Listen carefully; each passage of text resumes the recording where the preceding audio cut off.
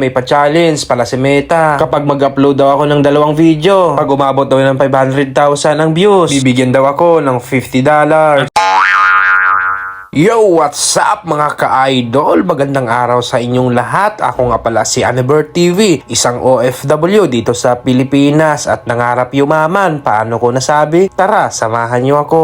Sa video na ito mga ka-idol, kumain pala kami dito sa McDo. As usual mga ka-idol, ang kasama ko naman dito, ang lagi kong kasama pagdating sa kainan. Dito nga, hindi muna kami umorder at pinag-usapan yung gold medalist. Tinatanong kung sinong meron. Meron daw siyang marami. Oh yeah! Mga ilang minuto mga ka-idol, pagkatapos ng kwentuhan, umorder na kami dahil ako'y nagugutom na, sabayan pa ng antok para pagkatapos kumain ay makakasibat na. Syempre mga ka-idol, bago ka pumunta ng counter, pipindutin mo muna dito yung orderin mo. High-tech na talaga ngayon mga ka-idol, di mo na kailangan sabihin doon sa counter. I-review na lang nila kung tama ba yung order mo. Pagkatapos, babayaran mo na lang. Oo nga pala mga ka-idol, may pa-challenge pala si Meta. Kapag mag-upload daw ako ng 2 video, pag umabot daw ng 500,000 ang views, bibigyan daw ako ng $50. At take note mga ka-idol, 2 video, kailangan ma-reach mo yung 500,000 views. Bali 1 million bago ibigay yung $50. Ang masakla pa dito mga ka-idol, hanggang February 17, 2026 lang ang cut-off. Sa kalagayan ko ngayon, mukhang malabo pa sa sabaw ng pusit na makuha natin yun. Dahil sa mga video ko mga ka-idol, patsamba lang talaga na umabot ng milyon yung views natin. Sa totoo lang mga ka-idol, malaki naman talaga magbigay si Meta kasi maraming bonus na binibigay nila. Yun nga lang, para lang yung sa mga sikat na content creator. Kaya yung kagaya ko na small content creator, nakaperanggot lang yung views, ay wag nang umasa na malaki yung kikitain. Kaya yung mga sikat na vlogger, lalo silang yumayaman dahil maraming bonus na binibigay si Meta. Pero wag tayong mawalan ng pag-asa mga ka-idol. Tuloy lang tayo, malay mo naman, papabor din sa atin yung panahon. At samahan natin ng dasal. Kahit alam ko sa sarili ko na hindi ko kaya, at least sinusubukan ko. Malay mo naman, bigyan tayo ng pagkakataon. Kaya kung napanood mo to mga ka-idol, baka ikaw yung tulay na mararating natin yon sa pamamagitan ng pag-share ng ating video mga ka-idol. At syempre, balik tayo sa ating agenda for today's video. Nandito din pala yung katrabaho namin kumakain sa kabilang lamesa. Kaya sabi ko, shoutout muna kayo, kaso nahihiya sila. Kaya hanggang dito na lang muna yung video natin mga ka-idol.